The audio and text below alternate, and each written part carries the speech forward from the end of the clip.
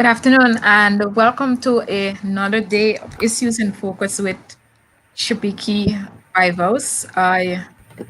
It's a wonderful day here. I know many persons are complaining about the heat right now. So if you're feeling hot, no problem. Just put your fans on. For those of you who have ACs, put your AC on and just sit down and relax and enjoy our session here this afternoon. So before we go further, as usual, I would just like to say a prayer for each and every one of you who will be viewing this program this afternoon. So let us pray. Great God and eternal Father, which art in heaven, we are so thankful for the audience who have been so supportive over the past months. I pray, Lord, that your Holy Spirit will be with each one of them, even as we interact this afternoon, as we listen to responses. I pray in a special way that we will learn more about each other. Continue to guide them and protect them in a special way. Through Jesus Christ, we pray. Amen. All right, great. So, welcome to all of you who are viewing this afternoon. Remember, as usual, I cannot know if you're viewing unless you put a comment in the public chat. I'm seeing Miss Mackenzie there. Is it Kiala Mackenzie? So those of you viewing on YouTube, hi Alicia, good afternoon. Whether you're viewing on YouTube or on Facebook, good afternoon, and I trust that you will have a wonderful session. Take the opportunity at this point in time to share this broadcast to others, share it on your page, because more and more as the ladies, we want to know a little more about our men.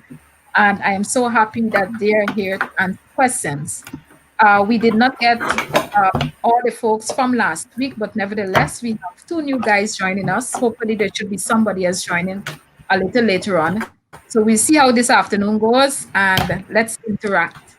So with me, I have Pastor Osley Edwards. He is one of the directors, well, director for Sabbath School at the Unpublic. I don't know why that one keeps slipping me. The other Public office that Affairs and Religious Liberty.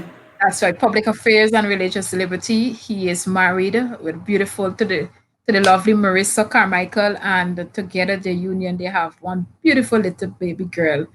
And Pastor Osley has been on several platforms as it relates to young people, and of late, especially during this COVID, I realized that Pastor Osley, you're one of the biggest platform fan in terms of being on panels.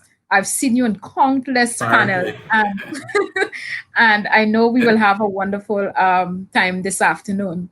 I have also my dear friend Ewan Isaacs, and he would have been on this program today. Absolutely not his first time on the program. He is a prospective graduate of the University of the Southern Caribbean. He would have completed his BA in theology also and a minor in psychology. Ewan also loves these platforms and these forums, and whether he like it or not, in a sense, he's always been called to the forefront to be a representative when as it relates to these matters. So I am happy that he's here joining us this afternoon. So welcome you in, welcome Pastor Edwards. And let me take this opportunity to say hello to Marcel, who is joining us, and Delika Pigot. Next week, we will hear from the ladies what they have to say, some things that they can't understand about, well, some things that the men can't understand about the women, and the ladies will be on the platform to answer questions next week, next Wednesday. All right, so before we go into anything today, I just want to use this opportunity to express sincere condolences to the family of Brother Floyd Carmichael. And he is, of course, the Pastor Artsy, that's his brother-in-law. I know Sister Melinda Hughes, you would have seen her a few times on the program. We have Sister Tammy came on the Tammy, another sister of Brother Floyd came on the program already. And I know his wife joining from time to time, Ashanti and Kobe and all the rest. So just on behalf of myself and family, I just want to extend condolences to both the relatives and friends of Brother Floyd, and even for the members of the Union Seventh-day Adventist Church and the entire West Berbice district at large. And we just want to encourage you that during this period of time, we are praying for you. And secondly, I want to take this opportunity also to extend condolences to, we have here Dr. Letroy Cummins, and he's a lecturer here at the University of the Southern Caribbean in the Social Science Department. We received a message this morning that he died. Um, I know this has been a big blow to our school. Only Sunday night I would have interacted with him. But nevertheless, we are truly extending condolences to the family. I know that he has been viewing this program, and I know many times he would send his commendations to me personally. And I certainly will miss both of these men, Brother Floyd and Dr. Letroy Cummins. And to all other persons who may have lost loved ones over the weeks, I just want to extend condolences to you too. All right, so we're going to get straight into our program for this afternoon. Last week we had a part one of this session, some things women can never understand about men.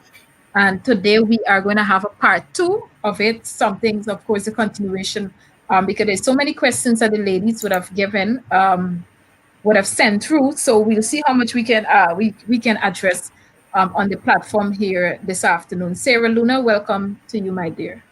All right, so we're going to go with our first question. And last week we ended on the note of sex, whereby it's like, I was wondering for a moment, it's like we would not have finished talking about sex, but it's just an important concept that many ladies seem not to understand.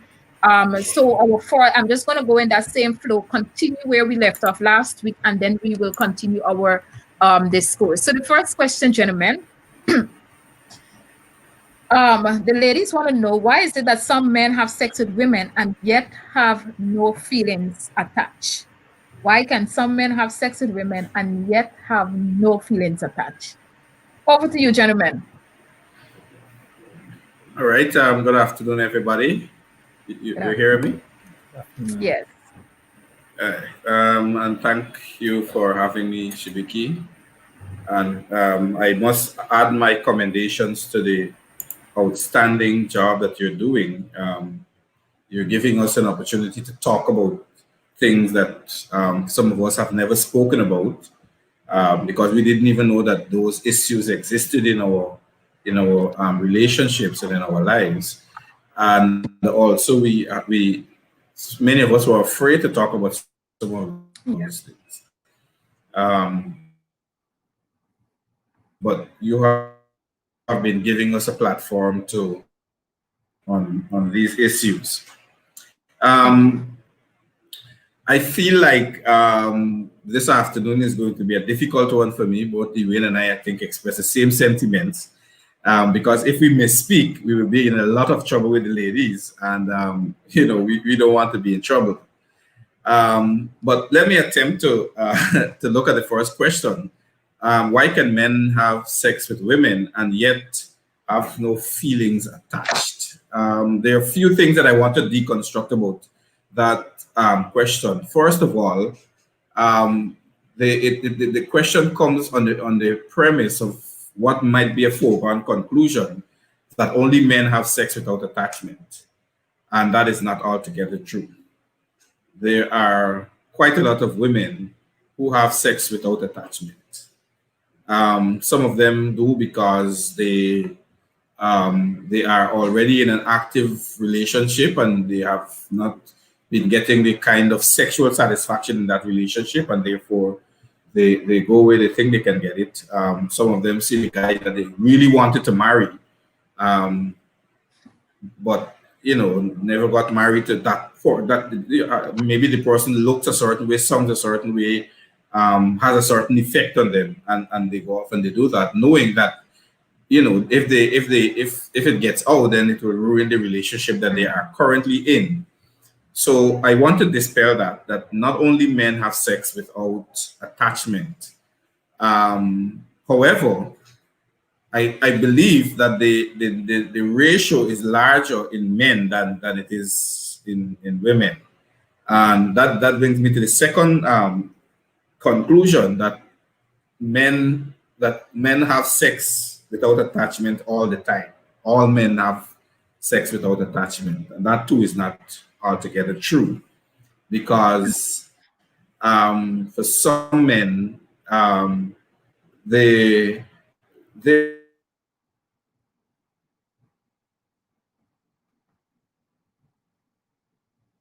more attached to women than women become attached to men.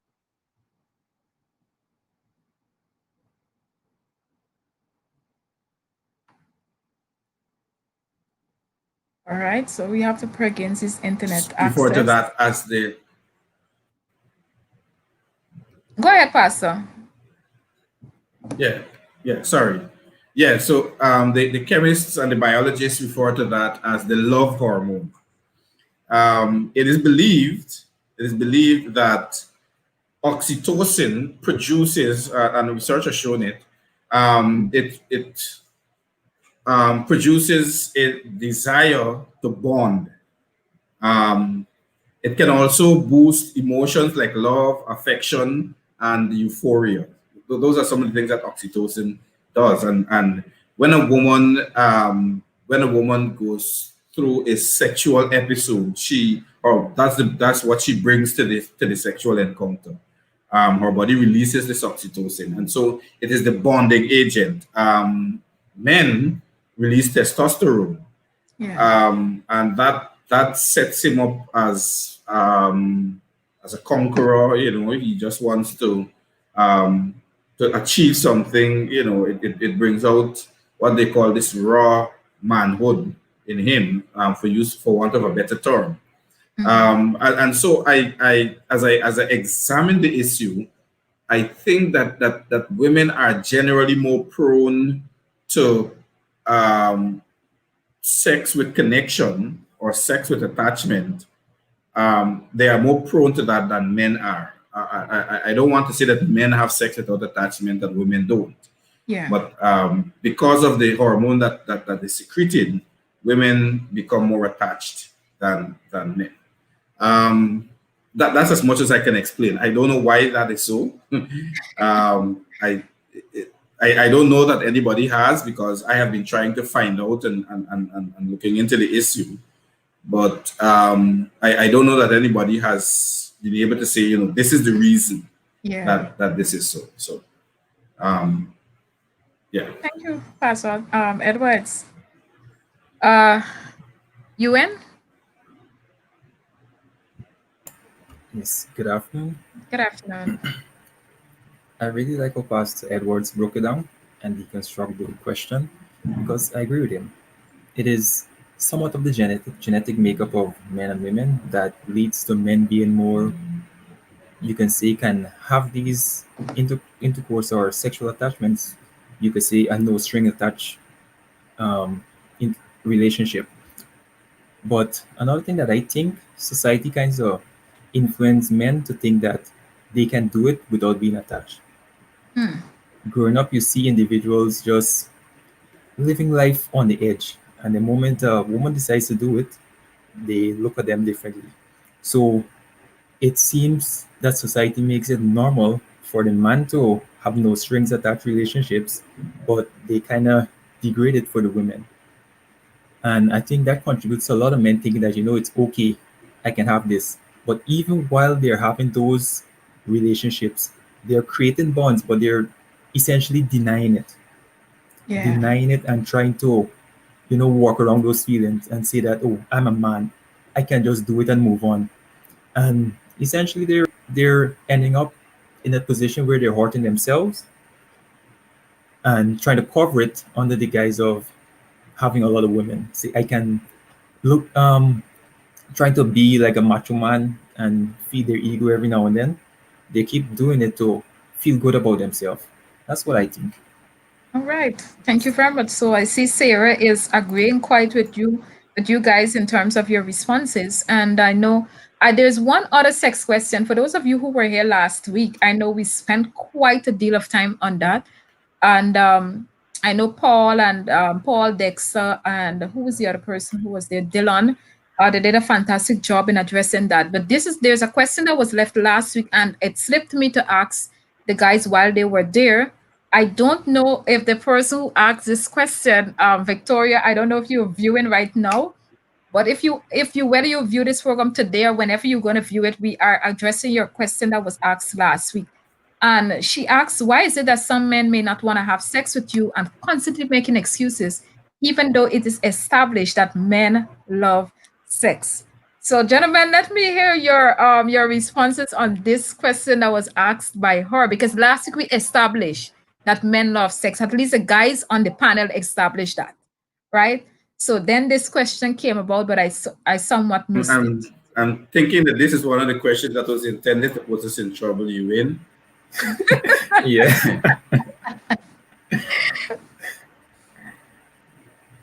All right, I'll go first. Now, firstly, I do not think that this question can be answered in isolation because as a I think guy, my internet is giving me some trouble here. Okay, but we're hearing you though. yeah, there might be a lot of reasons why an individual might want to have sex with a woman. Probably he's not attracted to her. That could be one. Probably he has a sexual dysfunction, or maybe he's just not ready. Maybe he's a good guy and he doesn't want to just do it all around the place with any and everybody he meets. So there are a lot of reasons that might come into play here. So I don't think the question can be answered in isolation. But for me, I believe that I would want to do it with someone who I feel really connected with or attached to. If I don't feel that or I'm not getting that from this relationship, I don't think I would want to. Even though yes, men love it, I don't think I want to just experience it with someone without having that established bond. I guess I'm kind of old school. I like to. I want it to be more than just physical. I must be connected to this person. So if I'm not feeling that connection, I won't want to do it. That's I just my understand. thoughts. All right, thank you. Pass Edwards, welcome back. Thank you. I think I see Sarah saying we got to be because of man cheating. Yeah. As I said, this question seems to have, as we say in Guyana, there's more in the martyr than just the pestle. Yeah. This seems to be a break in the relationship somewhere, that the woman is either too much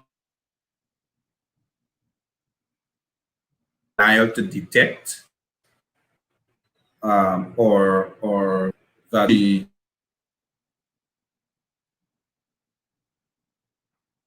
the whole thing from the wrong perspective. So I will not, I cannot venture to give an answer to this question, because of course you have to know what's going on with the man. Yeah. And in some cases, men have an erectile dysfunction challenge. Some just don't feel as connected to their wives. Research has shown that when a woman makes a baby in the marriage, that is one of the first major challenges to the couple's sexual relationship.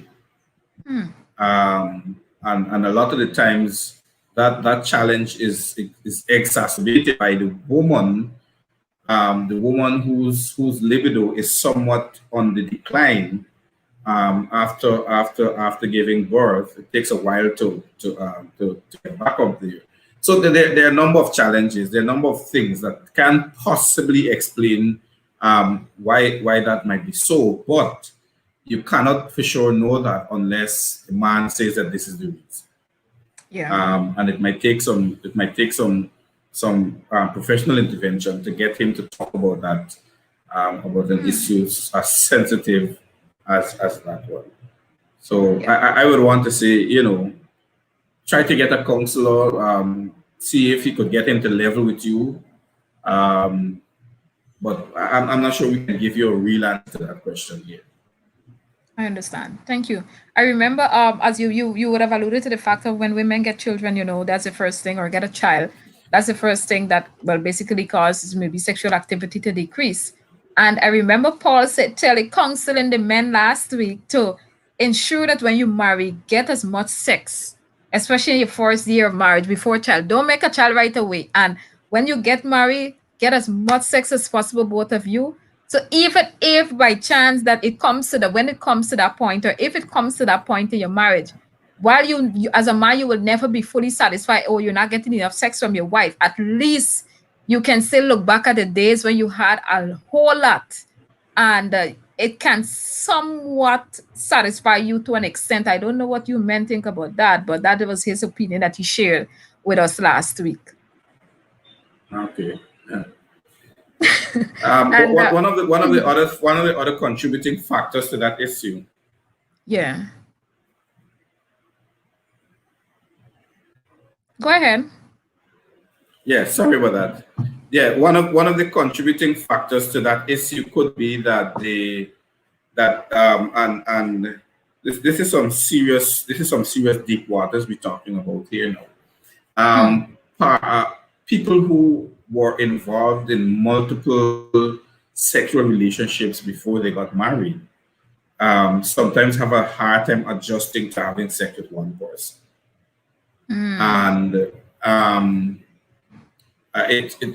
problem is more acute with men than it is with women. Both persons have the challenge.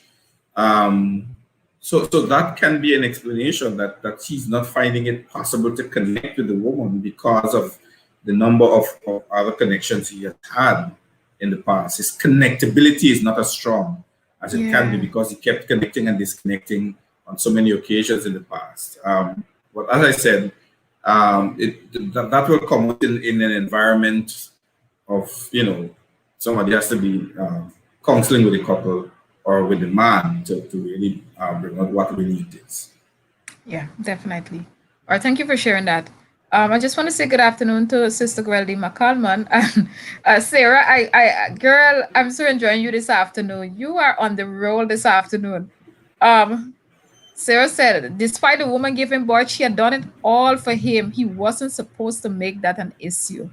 Girl, we're now be stepping into a man's world, and we're now learning, right? So, and that is where your communication comes in, and having that chat. But yeah, there's certain things we can never ever understand, but I'll just leave it there. And so this carries me to the other question where some women want to. Shibiki, Yeah, go ahead. as I saw that comment there from Sarah, I think I was battling with myself whether I should say this or not. Mm-hmm. Um, but one of the challenges, because we're talking about the issue of the genders being able to complement each other and be able to relate to each other in a way that would, bring a level of peace and enjoyment, and as one person say, euphoria to the Mm-hmm. relationship. Um, I think sometimes what happens is that the woman comes to a conclusion about what the man's problem is, and she fixates on that conclusion, and no matter what he explains to her, um, she operates from the premise of that conclusion. Mm. And I've had to counsel couples, and this has been one of the serious challenges that couples have been having, in that the man is sitting there and telling her this is not the case, and she would say, "Okay, I understand," but two sentences later, she's making reference to the same issue as though it has already been a foregone conclusion.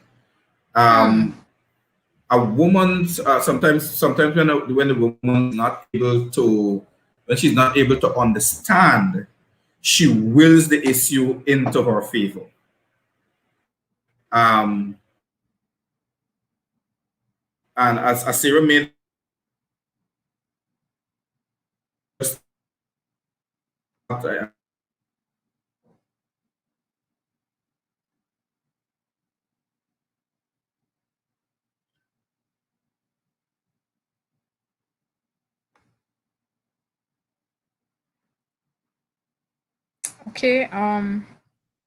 I see Pass is having some internet challenges there. Well, just before we move on to the next point, well, hopefully he'll be back soon. I just want to say welcome to Khadija Clark, if you're here with us. And I want you to want to encourage persons to subscribe on my YouTube channel. For those of you who don't really like Facebook, you can look at this program on YouTube at any point in time. You can sit, you can relax, you can go back and you can check it out. All right, but Sarah, you made some very interesting points rather, there throughout our discourse thus far. I hope that Pastor will be back very soon so that he can finish off what he was saying on your particular question there, that, well, your statement rather, that you would have made on this issue. Uh, Let me see. All right, great. So, Ewan, while we wait on Pastor to return, I know he has to continue this. I just want to ask you the other question that came up, um, which is why are some men slow to respond to questions asked by women? Why are some men slow to respond to questions asked by women? Okay, I think this is another interesting question that should not be answered in isolation. Now, firstly, I believe that men don't like to be interrogated by women. Remember, the person who asks the question is sort of in control of the conversation. And men, they have a way of like to be in control of the conversation. It feeds their ego, you can say. It makes them feel in charge. So I believe that sometimes the man doesn't want to really answer the question, or he doesn't want to feel less of himself. He wants to maintain his position and seek to feed his ego essentially. He wants to have that sense of pride. I know some men who they would never answer a question directly, but they're going to always beat it around so that they will have the upper hand in the conversation. So I believe that's probably one of the reasons, but there could be a lot more reasons to it why the individual might not want to answer the question. It could be that he's afraid of giving it giving out the truth and he don't want to lie. So he's stopped thinking of an answer that would not put me in any more trouble. That's just what I think. Okay. All right. Thank you very much for sharing that. So, Pastor Osley, thank you for being you back again, and I know that you were on Sarah's point that she made. So I told, of course, the Yes, audience that when I you're don't back, even know you how will much of get that to. I was able. We heard a lot, Yeah, I don't know how. Okay, enough to get the point. not really. So you can go ahead and summarize it, Okay. or just Yes. before you continue, What I Pastor. was saying is that Pastor Osley, just a sometimes moment. All right, so I just want to say welcome to, while you're speaking, I just want to say welcome to Pastor Manzano. For those of you who would have joined us last week, you realize that he was in the comment section. He was really and truly on the ball. And I said to him publicly, we need you to be on the platform for today's program. And I'm happy that he has joined us today. So while he is getting himself fully organized, Pastor Osley, you can continue with your comment. yes. So as I was saying, sometimes the challenge that the men face in relationships is that the woman is she forms a conclusion about what the problem that the guy might be having is, and she takes that conclusion and makes it the basis of the discussion, even when the guy is saying to her, this is not necessarily true. And I was relating earlier that I've had to counsel couples where the guy is saying something that is contradicting or the premise or her conclusion. And she'll say, yes, I understand. And two sentences later, she's making reference to the same issue as though it was a conclusion and that he never clarified it. Um, and sometimes when a woman doesn't understand, because for some women, the men could be very complex especially when he doesn't relate to her the way she expects him to. They begin to will the situation in their favor. And that is why some women they become overly controlling and stuff like that. So I just wanted to put that out there that, what might be fact to a woman in the relationship might not necessarily be fact to a man, because he has not said anything about why he's doing what he's doing. In many cases, the men hardly say anything.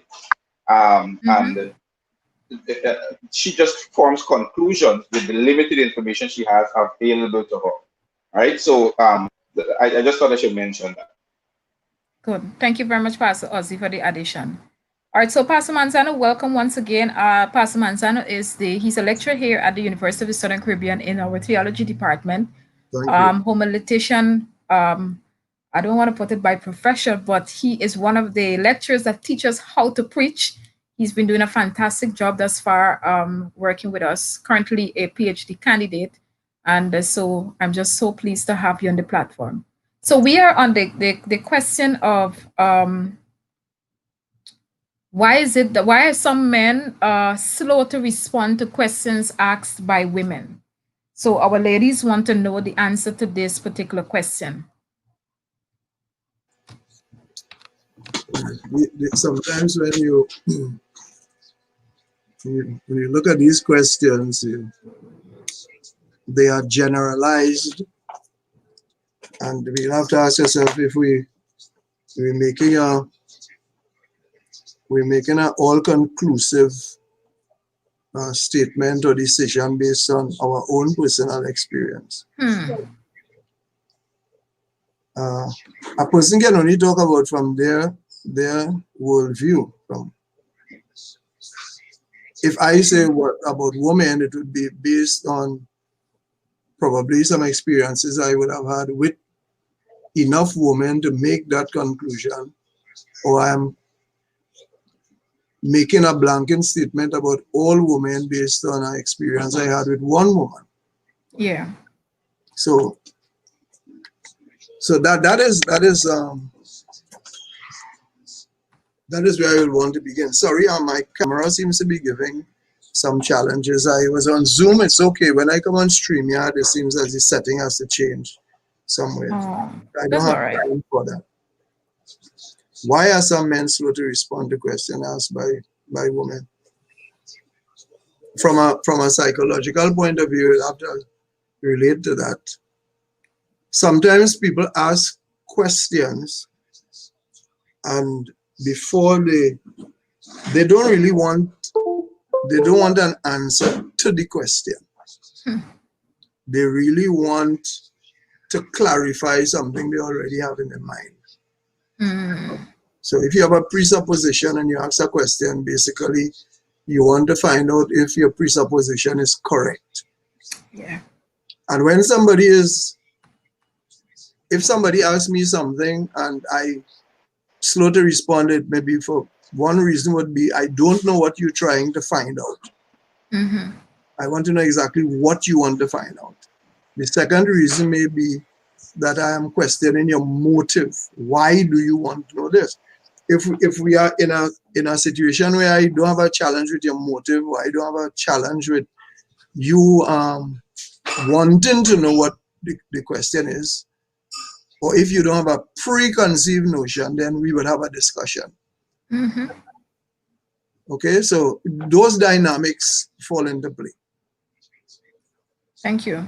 That's the way I would want to begin with that. If I think you already have something in the back of your mind and you ask me a question, I don't see the reason to answer that, because you already have a conclusion. All right, got you. Pastor Edwards.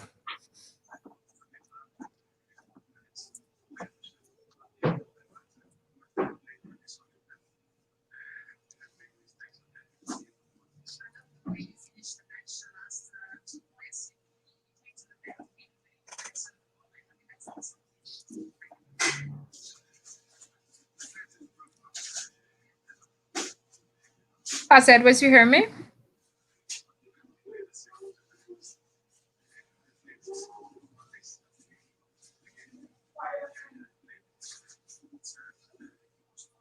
Hear me now?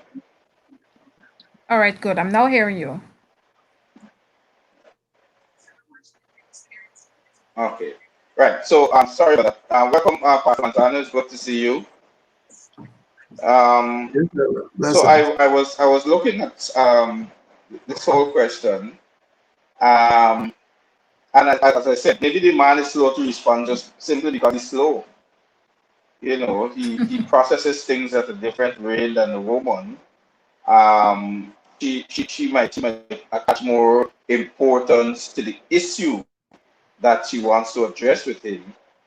Um, and sometimes that could be the symptom of a deeper problem, which to me really is you don't understand the man. And if I'm to get deeper into that issue, I would be able to see as well, almost surely, that he not only responds to questions slowly, but he takes his time and he does everything around the house. He does everything in his own timing. He's unbothered by certain things.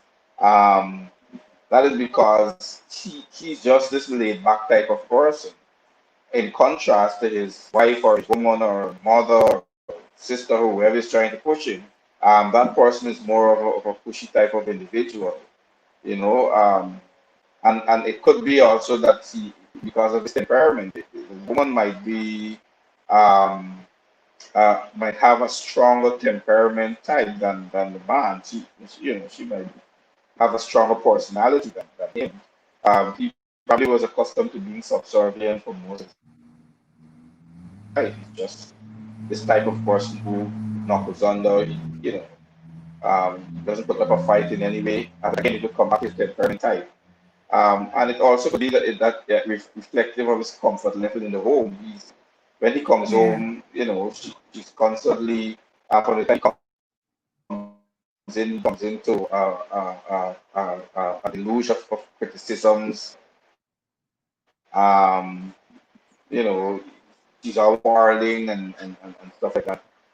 He's never heard properly, even though when he tries to express himself, um, he's not understood by the woman. And so he just shuts off. It's easy, very easy for a man to shut off communication because we already don't speak much. Yeah. And when we speak for little and we think that we are misunderstood, we speak even less. So sometimes the man is probably debating within himself whether to ignore you or not. Right? So it has a lot to do with his comfort level in the relationship. And it can also be a relational, cultural, or relational culture that he's dealing with. I alluded to that earlier. He grew up in an Yeah. environment, he grew up as a person who never really had to be responsible for anything. Mm-hmm. His mother was a dominant person, and she just, she bent the daylight out of him. She emasculated him to the point where he feels no need to talk to women. And you might be surprised how many men are like that. I'm just putting a number of possibilities out there. Of course, I can't stay from one end of the virtual platform and explain a behavior of somebody that I'm sure I don't even know. True. Right? But I can give possible scenarios.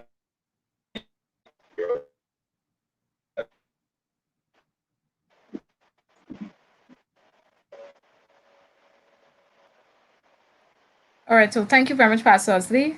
I just want to say good afternoon to Desnita Croker and to Carol Conway, well, Desnita, you're viewing on YouTube, and Carol, welcome again. It's good to see you another week. And the other question that some of the women put forward is this: why do some men take so long to commit? Right, commit in the sense of relationship in general. Why do some men take so long to commit? Probably even are better able to answer this question.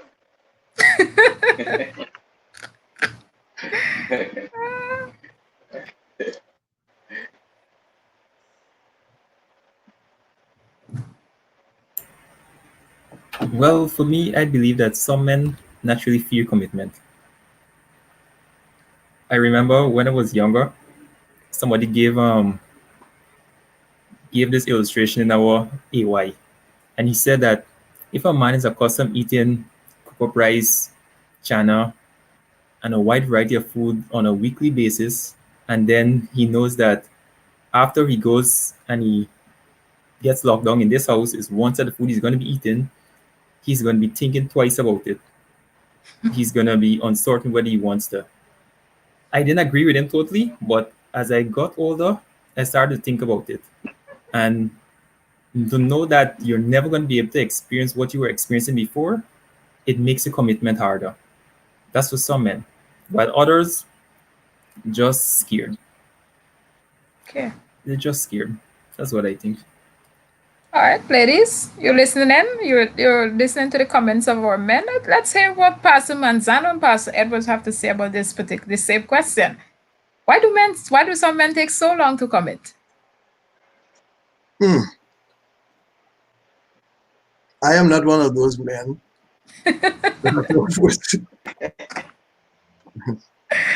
It's life is so dynamic.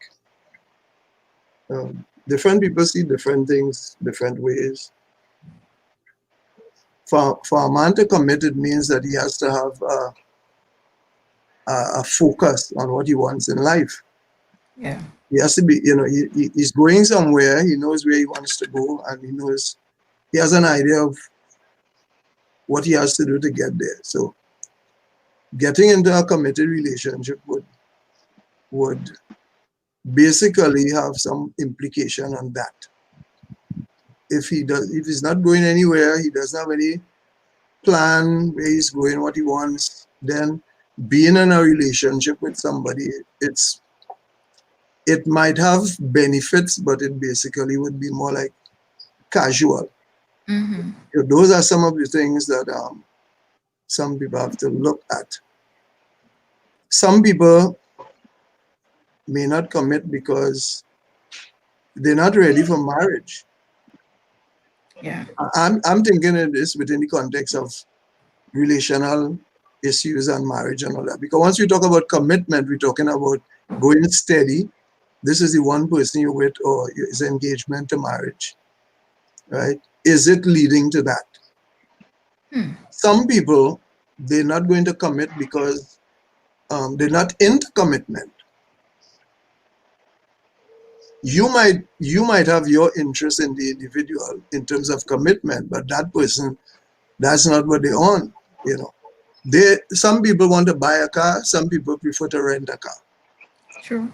All right. So if the person is a rental thinking person, right, and you are up for a single ownership, it's two different value systems working there. Two different value systems. So if the guy is a player, he's not going to commit. He's not going to commit. The lady might be thinking about settling, but he's not thinking about settling down. So different dynamics. There are different dynamics. And just last week while we were going through this, I was asking myself. Sometimes I ask myself if what people ask is what they really want, or is it what they want to hear? So you might be sitting there and saying, why he taking so long to commit? But he might, if he comes to you and said, look, I am ready to settle down, you might turn around and say, I'm not ready yet. Is it what you want to hear? Just to know that the person willing to commit or is it what you really want? Good questions. All right. I'll stop and turn over to the back. I'm just laughing from a woman's perspective. I'm just laughing about it. I want you to take a look at the chat if you have. So just take a look at the chat, Go ahead, Pastor Edwards.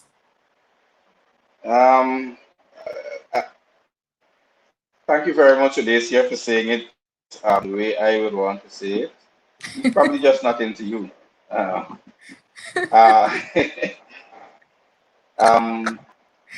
there are several things, and I like to drill down to the bedrock of the issue. Um, it could be that the man is not a commitment type. Could be that. Yes, I'm Could looking. be that he has not seen what he wanted, that he has found what he's looking for. Um, and again, I want to put it out there that not all men have problems with commitment. um, the majority of men don't. In fact, men are so decisive that once they conclude this is what they want, nothing stops them from getting. So it could be that he has not yet decided that this is what he wants. Um, True. and there are several factors that may contribute to that. You know, it could be that the two persons, the male has a different perspective on the relationship than the female does. Um, it's possible that she wants to settle down, and he just interested in the sex. He wants no long-term relationship and all of that. But he knows that if he says that, he's not going to get the sex that he wants. So um, uh, or it could be that you, you want him to buy the cow, but you're still giving him free milk. Um, I think I need to put some details on that. Lest you go away with the wrong idea. What I'm saying is, if you have, and there's nothing wrong with a woman having in her mind what she wants out of a relationship. There's nothing wrong with that, and a man should be at that place as well. However, the two desires have to synchronize. So there's nothing wrong with a woman desiring what she wants in a relationship. The challenge is that she might she might know that this is what she wants. She wants him to buy the cow, and he wants some milk. So she's giving him the milk in the hope that it will convince him to buy the cow. But as he keeps getting milk, he's satisfied. You can figure out what milk and cow means in this parable. Um, so yes, you have set out your goal, your desire for the relationship. You have set out your vision for where you want it to go, but your actions are contradicting that um, that conclusion that you have made in terms of where you want the relationship. So Yeah. All right. Thank you for sharing that. Right. Yes, if I could ask, I'm trying to find out. I mean, these words are they say something, but they could be vague. Like, what does commit mean? What does it mean? Are we serious? Um, are we planning marriage? Am I the only one? You know, exactly what does commitment mean? Yeah. And I'm thinking, it seems as though relationships are the only thing that people deal with, or men and women deal with, that they don't have a definite plan of where they're going or what they want to do.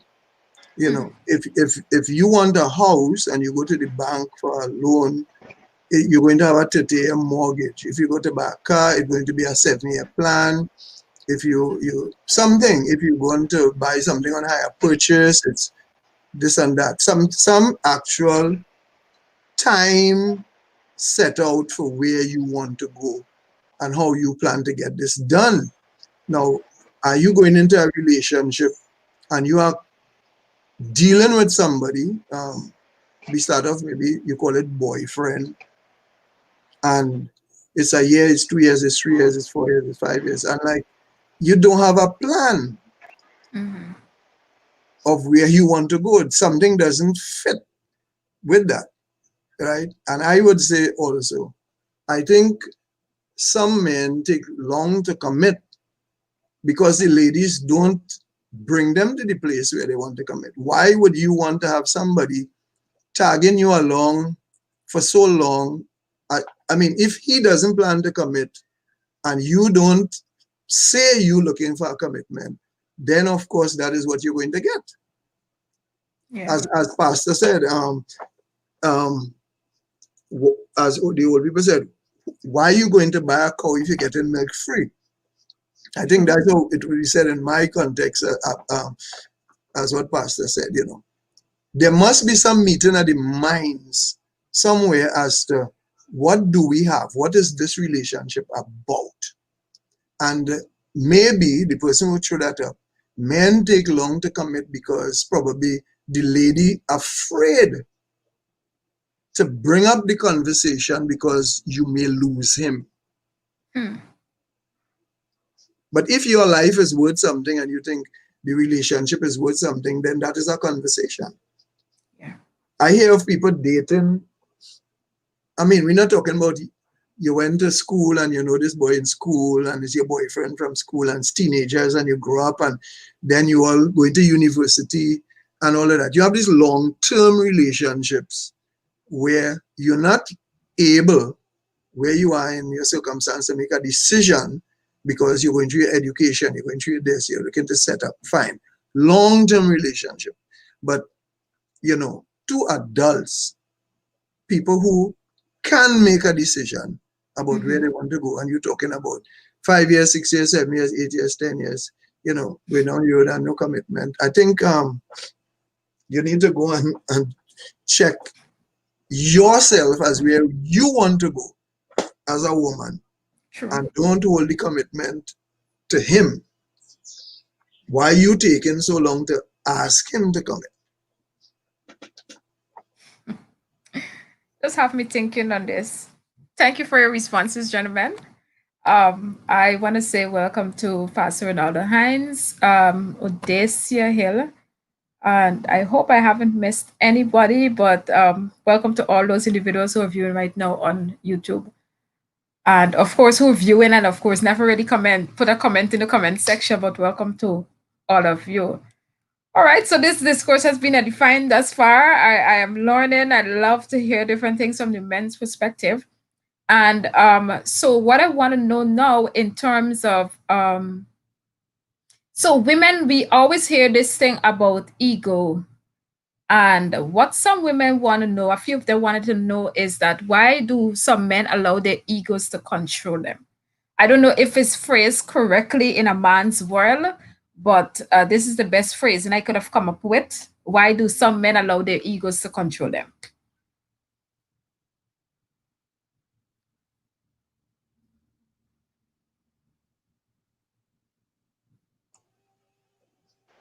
Um, I, I can probably go first this one. Um, we have to verify that ego means ego, right? Because just the Okay. other day somebody brought up a song that might give a different meaning to the word ego. Hmm. Uh,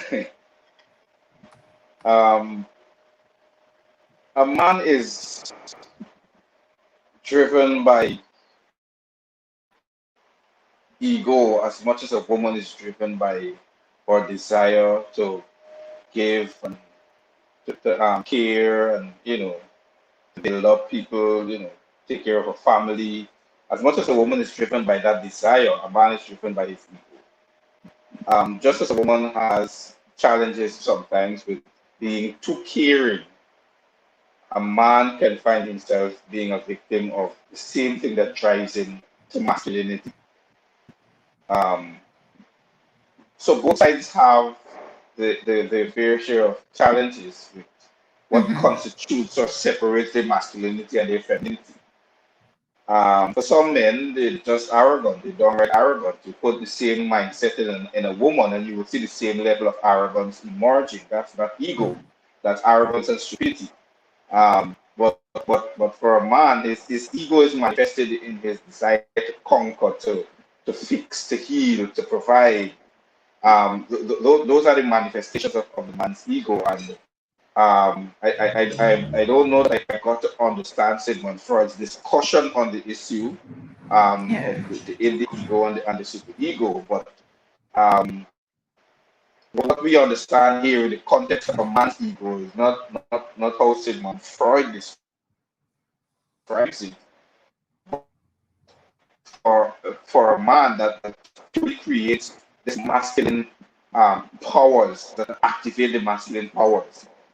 Sometimes it can get the better of him, and sometimes he can get out of control. For example, he can be at home, and the family members have a challenge, and instead of sitting and listening and just empathizing with the challenges that they have, he feels that he has to fix the problem, Yeah. and he goes about attempting to fix the problem. People just don't really the solution to the problem. They just need somebody to listen to the problem to what they have been through. You know. So Mm-hmm. I think my understanding of a man's ego is different from a woman's ego. She probably is mistaking arrogance for ego, which is too different. All right. Thank you. All right. So, Pastor Manzano. Yeah. When we wired differently, men and women, we wired differently. True. The biology would show you that women are high on estrogen, men are high on testosterone, and even the Bible describes the way a woman relates to a relationship and a man relates differently. The Bible says, "Husband, love your wife," but Mm-hmm. wives reverence and respect. Men are fluid. They get energy from that, from getting respect. Okay, the Bible calls it reverence. And when a man feels disrespected, and I'm dovetailing with what Pastor is saying, we're dealing with the reality of it. We're not dealing with arrogance. We're dealing with how people are, generally speaking. Disrespect is probably the thing that bothers the male the most. For a woman likes to feel cherished, secure, loved.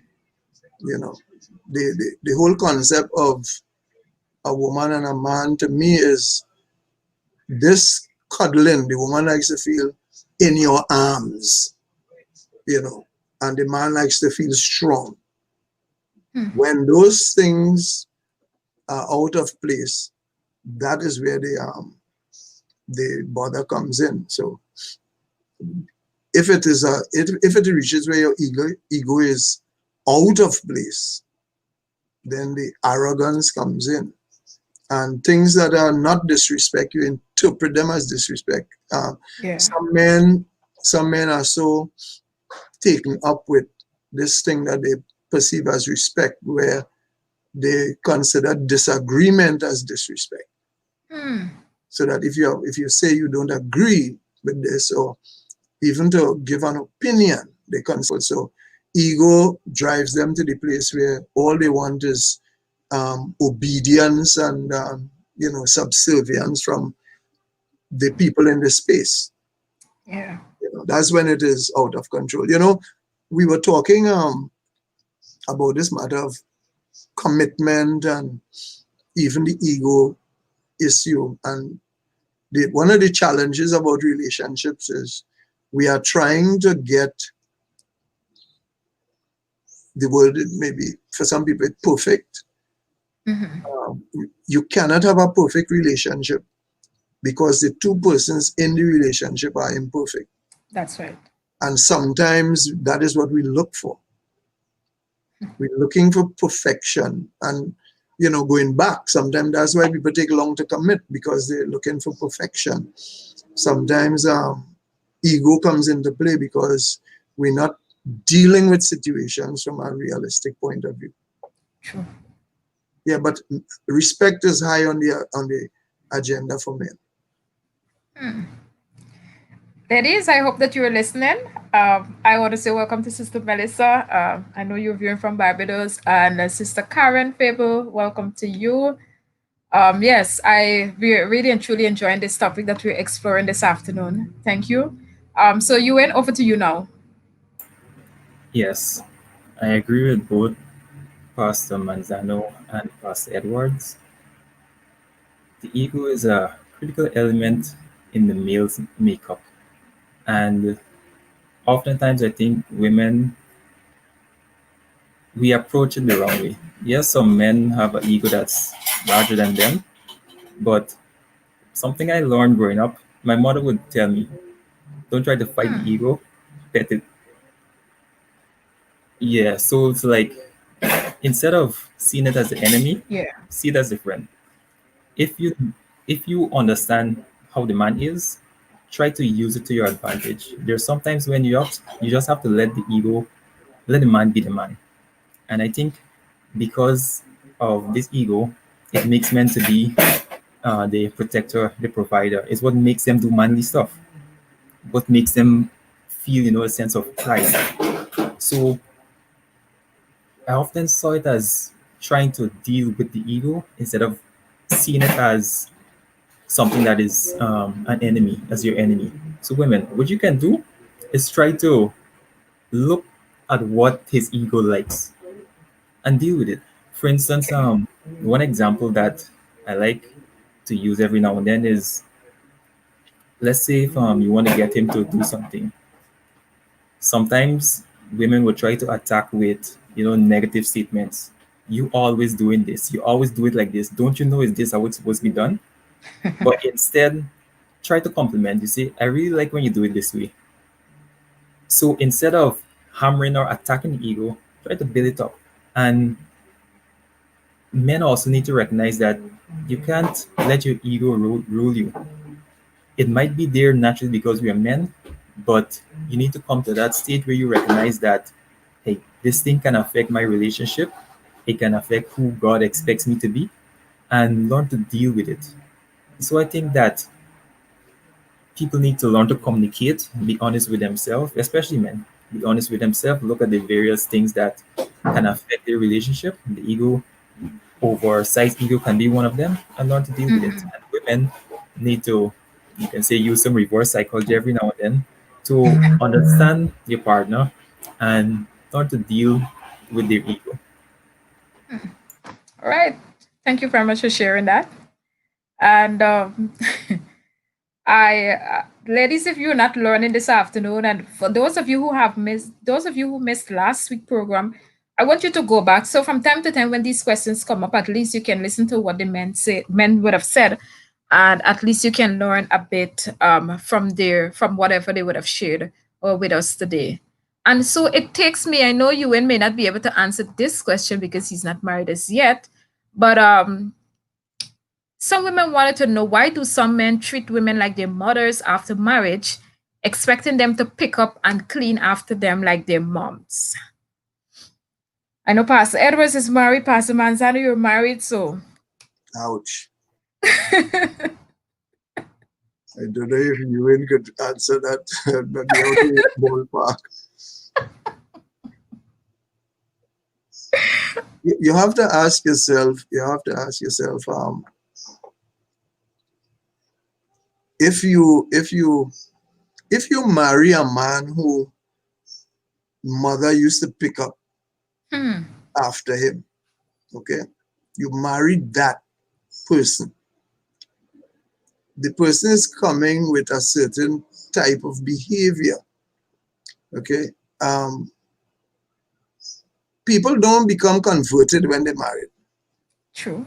All right, you marry a person with history, lifestyle, and all of that, and sometimes they're going to reculture as they go along in the marriage. But it is hardly likely that a man would be responsible at home before he's married. That is, people don't pick up after me, I am responsible. I put things in the right place and all of that. And then when you marry somebody that you you marry a servant, that all of a sudden you started leave things for them to pick up. That is hardly likely, because people go back into default.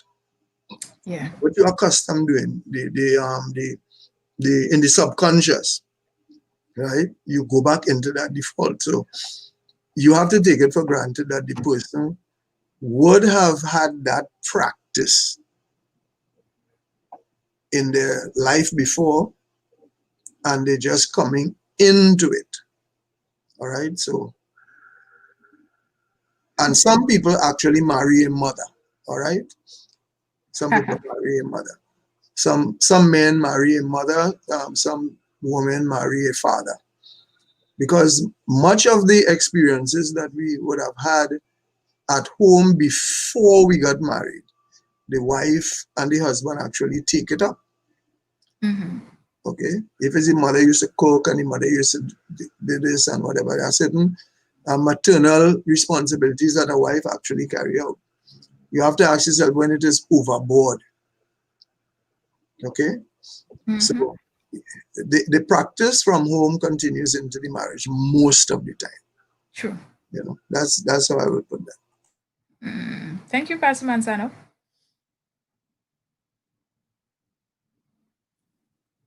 You and Isaacs, I know I said earlier that I know you're not married yet, but if you ponder on it and you think you have a response, you feel free to add your comments to this question too. Yes.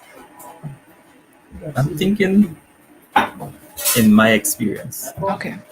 I remember when I was much younger, my mom, she was the type of person who would share lashes if I leave my clothes and those other things. So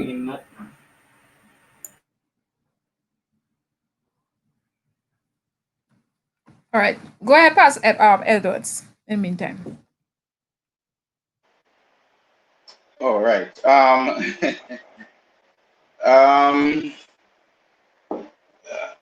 this is a difficult one to which I really don't have uh,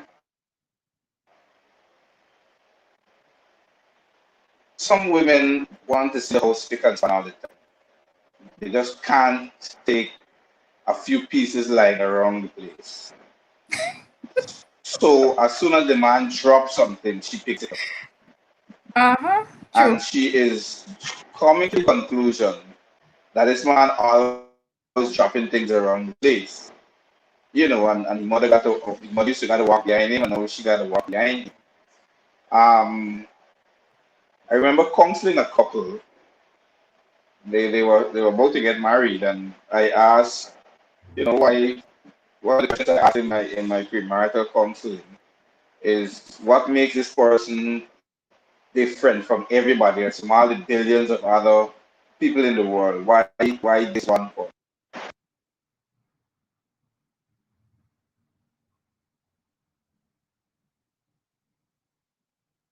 But the other people,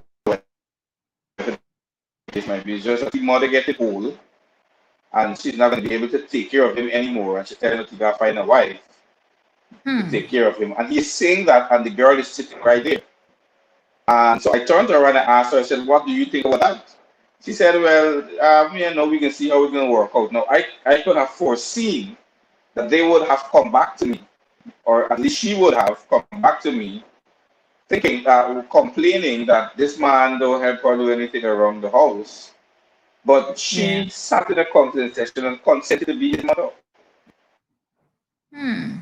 Just the only difference is the mother that he have sex with, Um, so sometimes some people know that they know that when a man comes into the relationship, he's not coming with a whole lot of skills, culinary and otherwise. He's not into making stuff. So now you want to change that behavior about him. It's a little difficult. Yeah. Men operate there, with the exception of a few, quite a few. There are actually very few men that I came across that actually would keep a house as clean as a woman would, and as well put True. together and everything else. But for the most part, men tend to exist in an environment that is not so detailed on everything being in the rightful place. Men are more functional, women are more aesthetic. The woman it doesn't have to make sense being in the middle of the room, but she can buy a big flower and put it in the middle of the room. And for the man, that's a no-no, because when I come from the door, if I gotta walk through in the middle of the night, I don't want to get my foot on anything, or whatever the case might be. But to her, it's the perfect flow to bring the whole room together. But for the man, that's an encumbrance. So men are more functional and women are more aesthetic. And a True. lot of the battles that are fought in the home are fought on that premise, right? So sometimes the man, the thing that is affecting the woman is not really affecting the man. It's no problem for him, because he doesn't see all the beauty that you see in all that you're trying to do, you know? And Wow. sometimes, yes, he got bad training from his mother. She I like that. basically did everything for him, and Mm-hmm. he left her home without any real ability to function on his own. And so he depends on her, he depends on this other woman, which becomes his second mother, to do everything for him. Yeah. Um, I sometimes he goes to, and I know of men who would go to their mother and eat every day, Yes, I heard about that. Mm-hmm. right? That's an insult. Hmm. Well,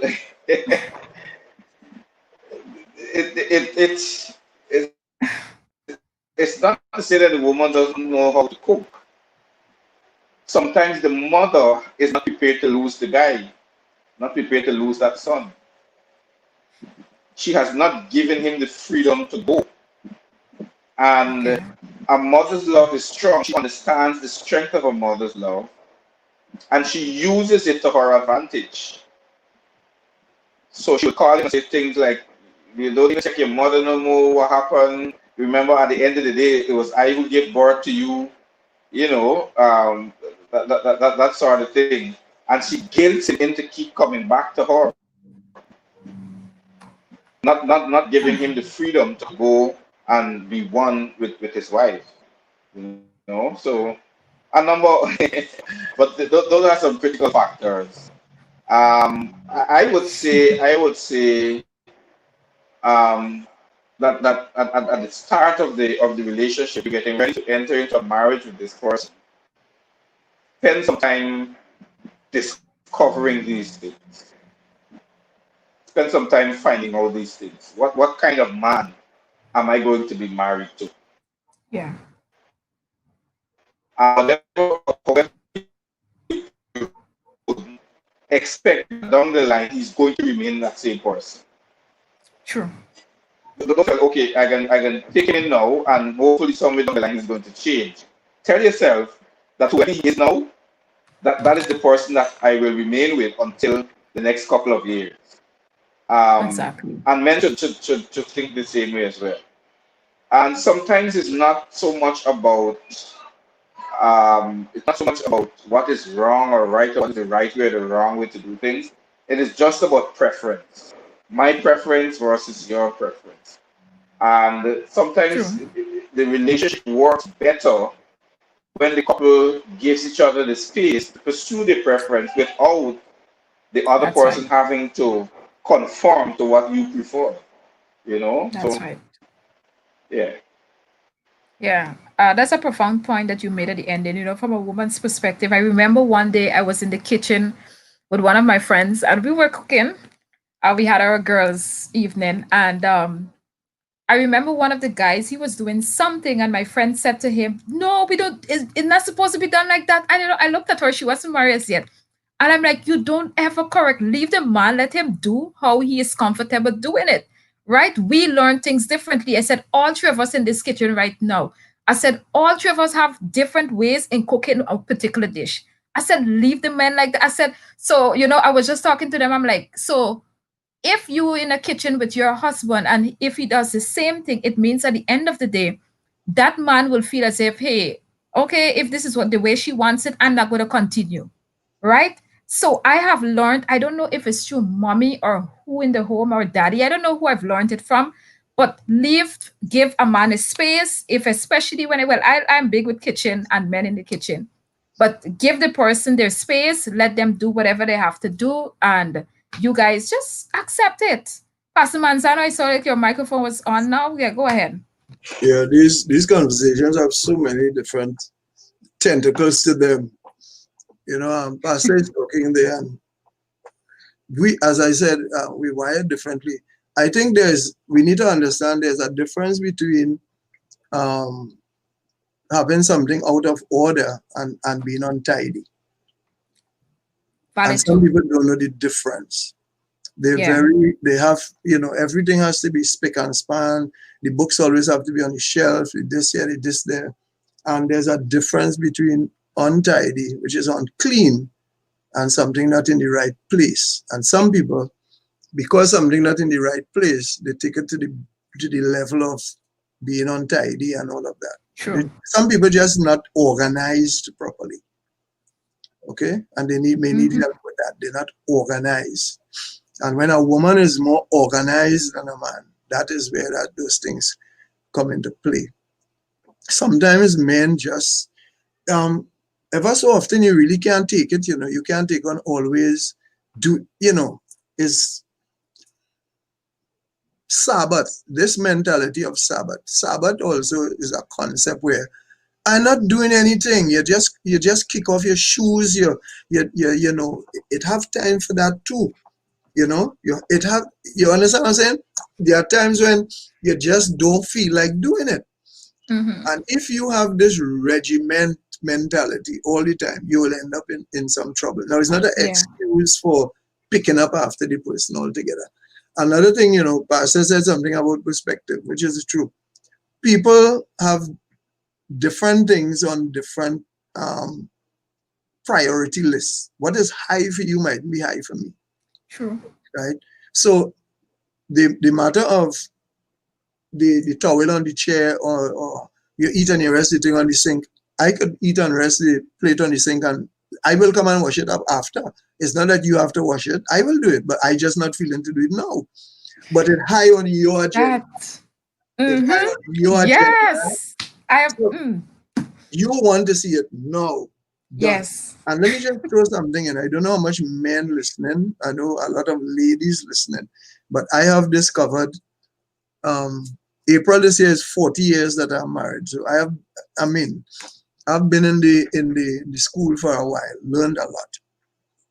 So if there are men listening out there, this is a tip for you. If there are ladies, you need to revisit this. And that is, when a woman says do something, she never says the word, but there is one word that comes after that they should say, and it's no.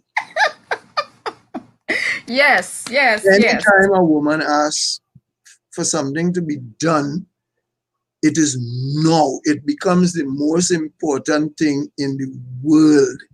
And when a man doesn't do it at that particular time and she comes back, is the whole encyclopedia you're getting.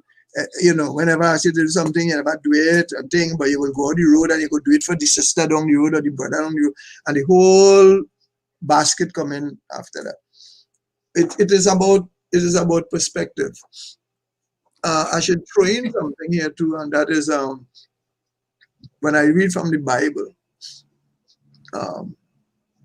Adam named the animals. Okay, God told Adam name the animals, but he put him in a garden to work, and it was Eve what was with him in the garden. You should consider that. He didn't work in the garden. Basically, he was naming the animals before he got his wife. But the garden life was with his wife. All right. Women focus on different things. Women focus on beauty and order and all kind of stuff. Men want to know the car working properly. Sure. So my wife will fuss about the house and certain things. Take off your shoes when you're coming inside. I outside working.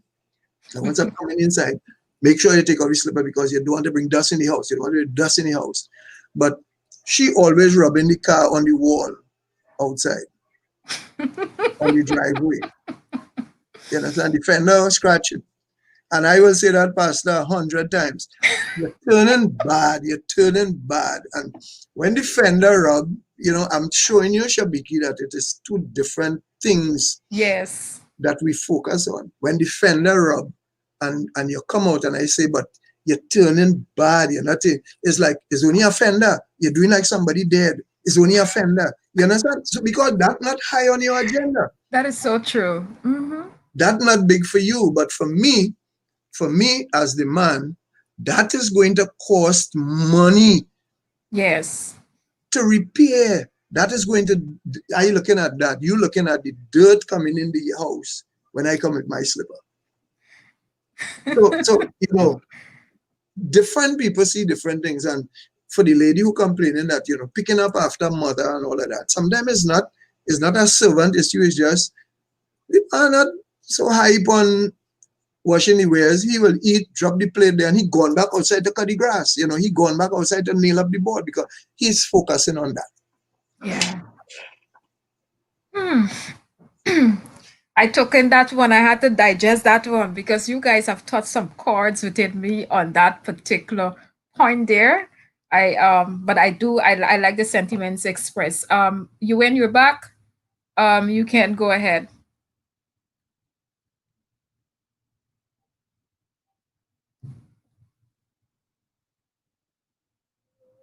UN?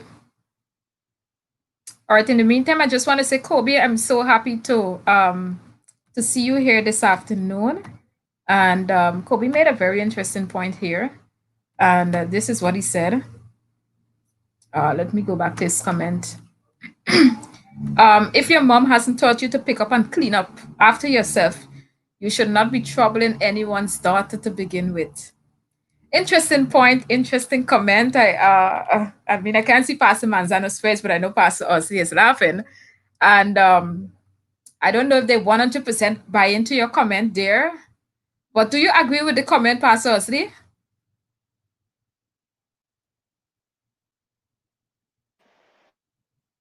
Yeah, I totally agree with it. My mother didn't teach me to pick up after myself, to be truthful. She was not insistent. I had my chores around the house, and my sister's chores centered more around cleaning. And Mm-hmm. my mother didn't see the necessity of teaching me to clean, but she taught me to work, on the outside, which is where a man works most of the times.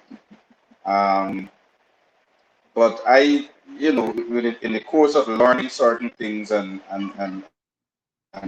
discovering certain realities for myself, I decided that these are some of the things that I will do. I have to learn some of Yes. these things for myself.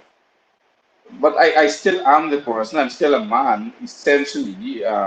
Still a guy who would get up and leave plate all around the place, um, sitting in front of the TV and leave a cup or a glass down there, and my wife has to come and tell me Yeah, pick it up. I hear that. Sometimes she just has to call me, and when she calls me, I say, "Oh, I left that thing there. Let me go get it." Right? So it's still, it's still something that I'm working on. But the problem is not an extreme version of it. I do my fair share of cleaning when I have to. Just that I don't see myself cleaning a house every single day, which is the case with a number of women, right?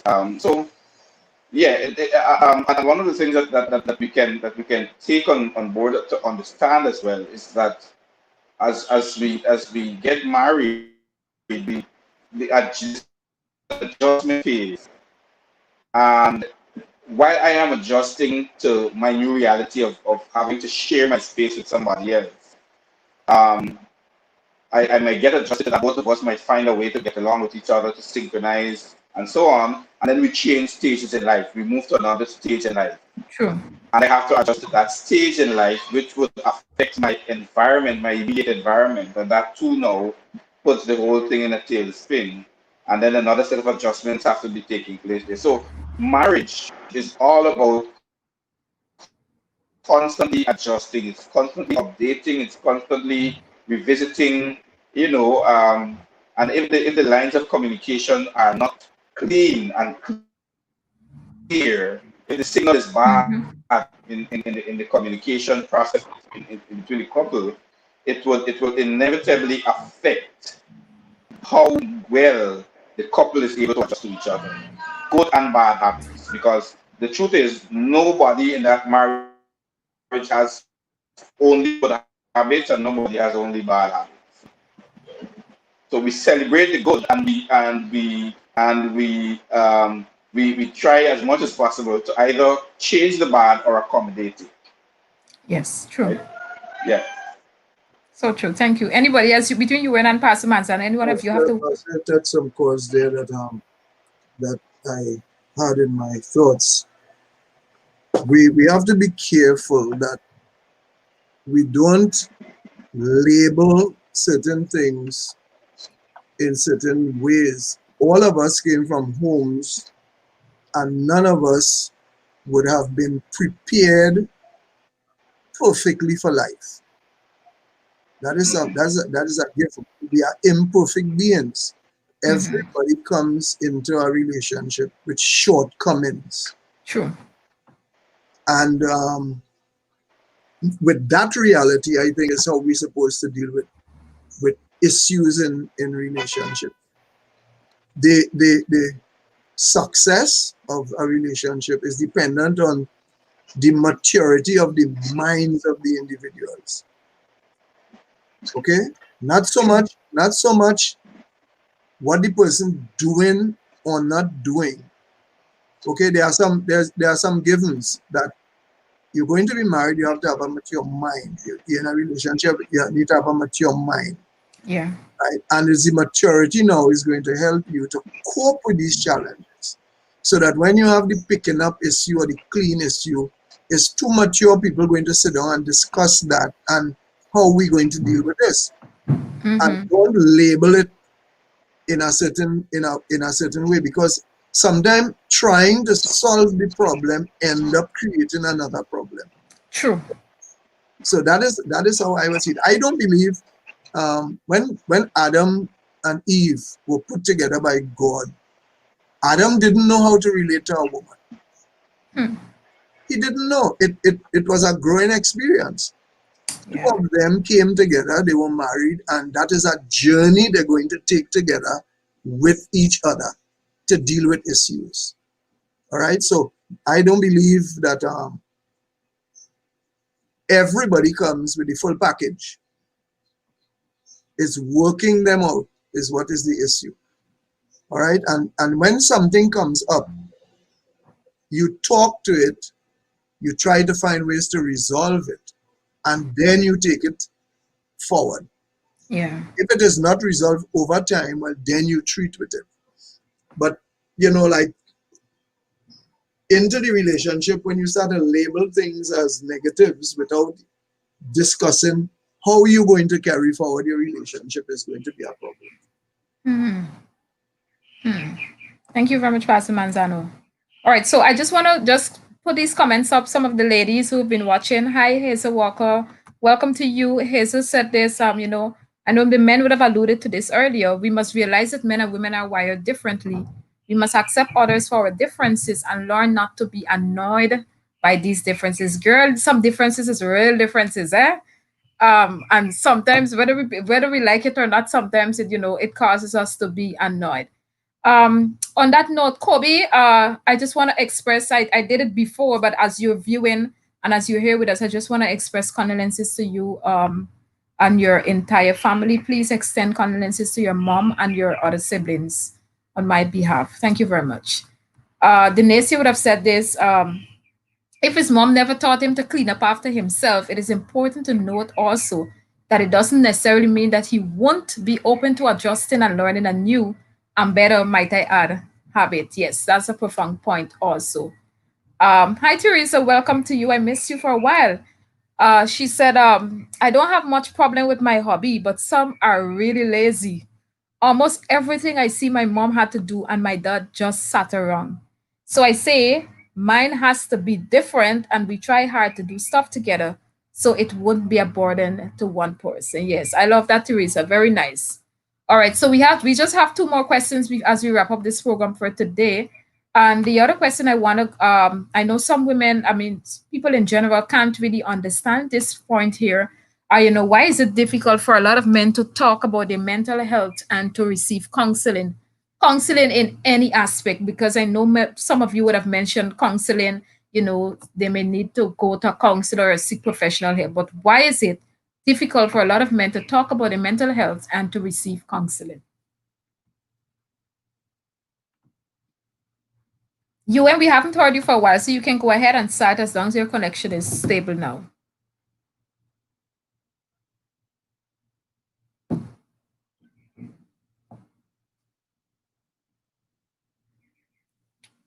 All right. Okay. All right, apparently. Oh, good.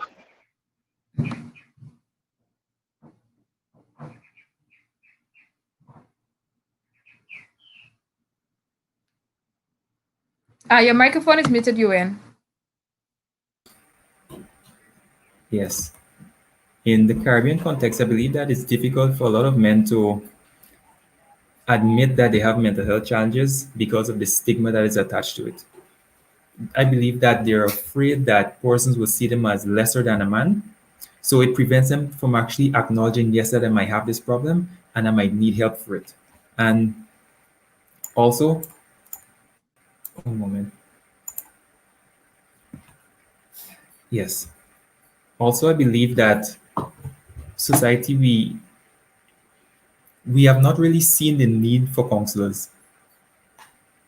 We always feel that, oh, I remember a few months ago, there was a meme going around with a guy talking. There was a cartoon, and he was talking to a friend and telling the friend that he feels so depressed because his girlfriend left him.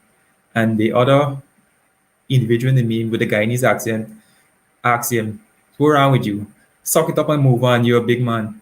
Something like that he said to him. And when I thought about Yeah. it, that's the reality of it. We treat these things as, trivial, that it doesn't exist. And so a man feeling like I have a mental problem, he feels weak. And as usual, the ego steps in, and that I cannot allow myself to be lower than this, so I have to go and fix this problem with me. I have to work on it on my own. I can't let people know what's going on with me. And by keeping it in, it starts to deteriorate them from the inside. True. So true. Thank you, UN. I see. Men are cultured to be problem solvers. We are cultured that way too, because we experience competition more to a large degree than ladies. Okay, the male grew up in a competitive social setting, Yeah. and it from many standpoints. This thing about ego, men measure their manhood by being better than everybody else. Okay, you can put it in wherever you want: football, cricket, preaching, pastor, anyhow. This alpha male thing, Yeah. it drives men, and it comes right back to the ego issue, right? So that mental health and health in any way, how many men compared to women go to check for their like when you go in and do pap smear and you're going to do mammogram, compared to men who go in to check for prostate and their health and all of that, because men don't feel comfortable reaching out for help. True. Because the culture of the man is the problem solver, right? So and mental health also is a factor. If you have a heartbreak in a broken relationship and people see you have a heartbreak, they tend to sympathize with you. Yeah. Okay, he did that to you. whatever. They sympathize with the woman, they encourage them.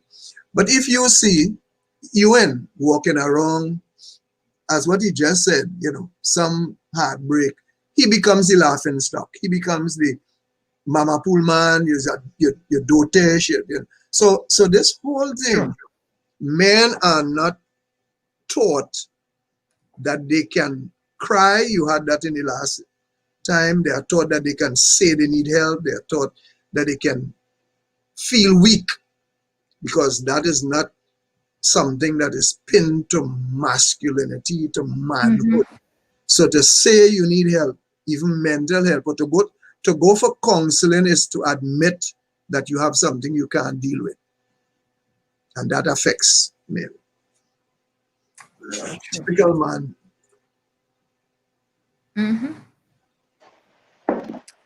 Thank you, Pastor Manzano. I think Pastor Manzano really dug into one of the things that I wanted to explain. Um, I'm trying to remember who was my teacher in history of psychology, one of those courses. And he was saying psychology is a white science and it's a new science. It's the newest of the sciences because it's only developed just about 150 years or so, probably even less in less time. And as a science, it has been catering to an aspect of of the human psyche that men have not been able to come to grips with. Um, to come to the place where I admit that emotionally or mentally I have a weakness. I admit to an emotional or a mental weakness compromises the very essence of my masculinity. Yeah. And sometimes people see it as a man must be able to ask for help, but they don't understand how much goes into a man asking for help, True. right? They don't understand that. The other thing is that the current construct of counseling or intervention in any emotional, mental issue is not tailored towards a man, towards masculinity. Yeah. Valid Most point. of these approaches are tailored to help women. They are tailored to a person sitting or lying and bringing out their emotions, talking about their emotional challenges in a very open, and that's not how a man does it. When a man is faced with an emotional challenge, he goes into an aggressive mode. True. When a woman is faced with an emotional challenge, she goes into a passive mode. That's why she cries.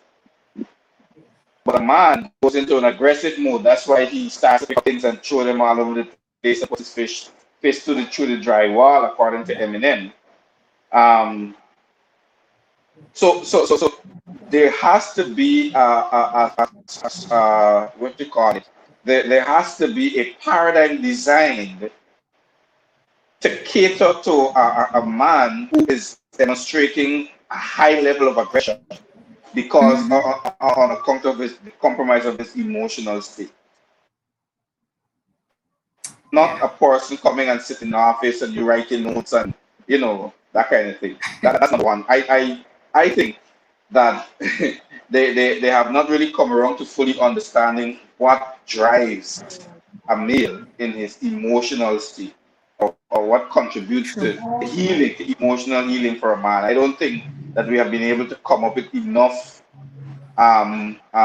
research or material that moves us in that direction. The other thing is, and I'm referring to what Pastor Manzano was saying earlier, that men have an internal solution mechanism.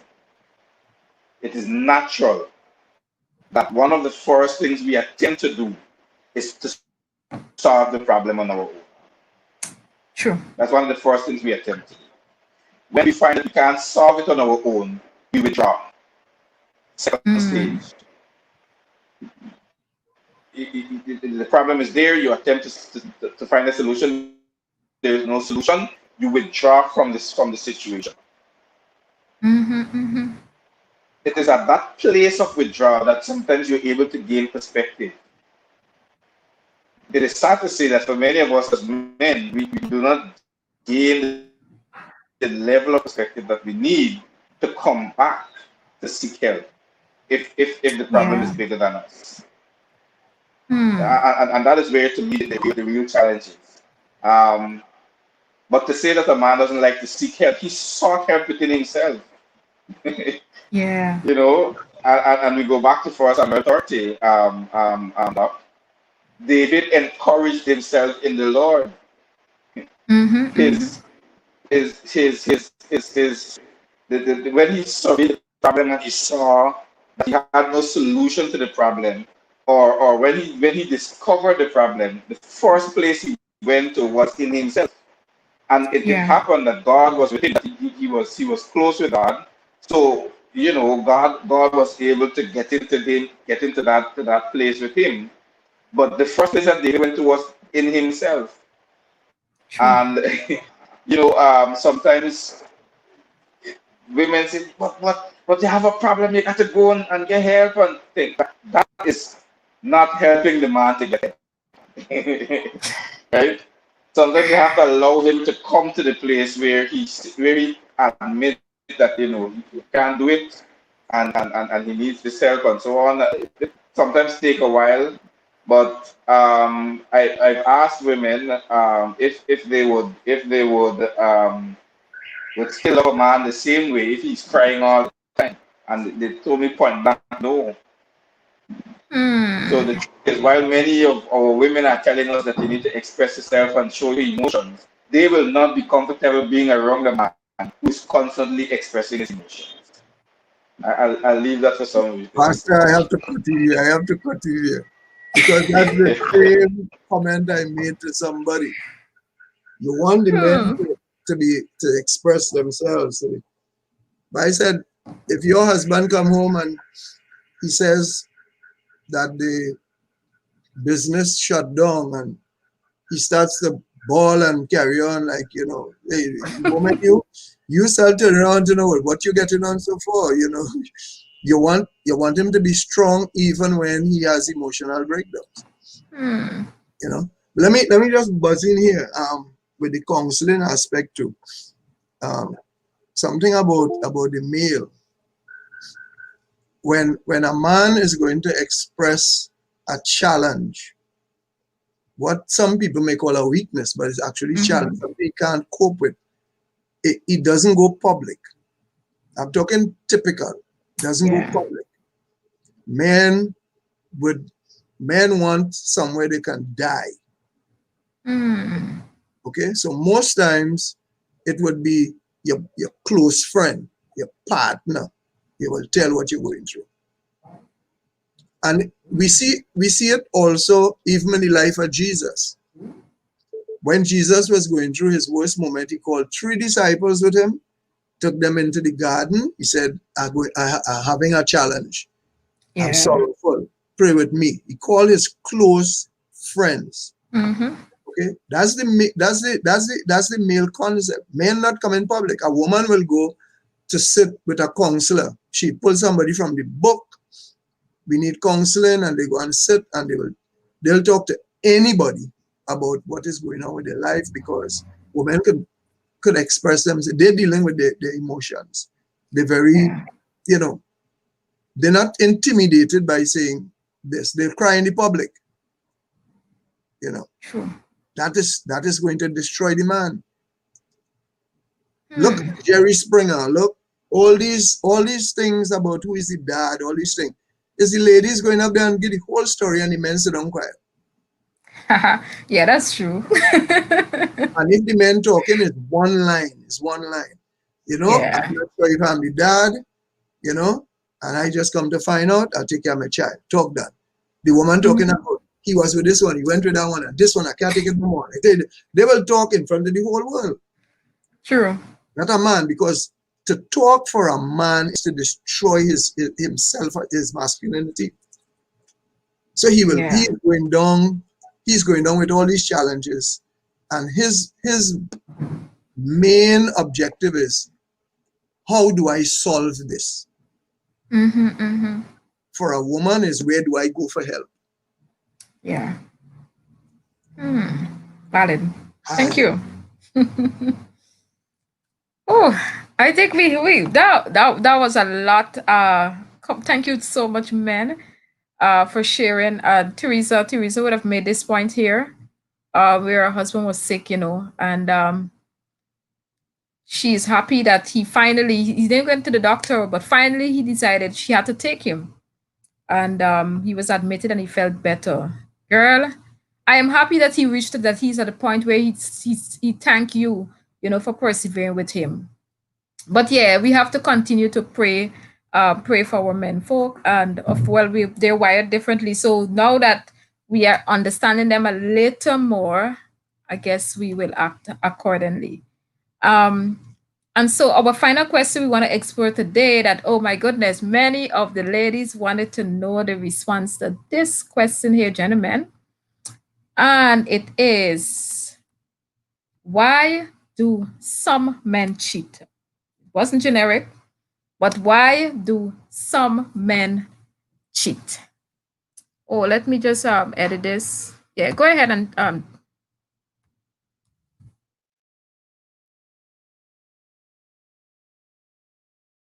yeah.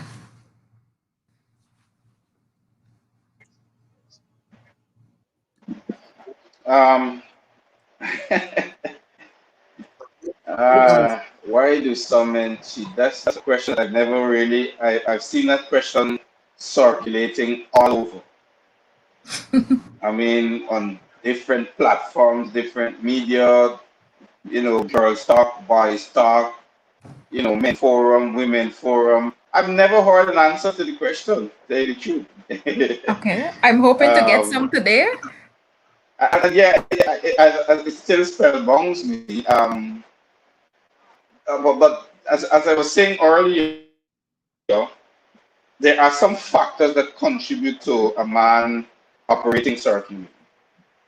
And one of the main contributing factors is um, the fact that a man has had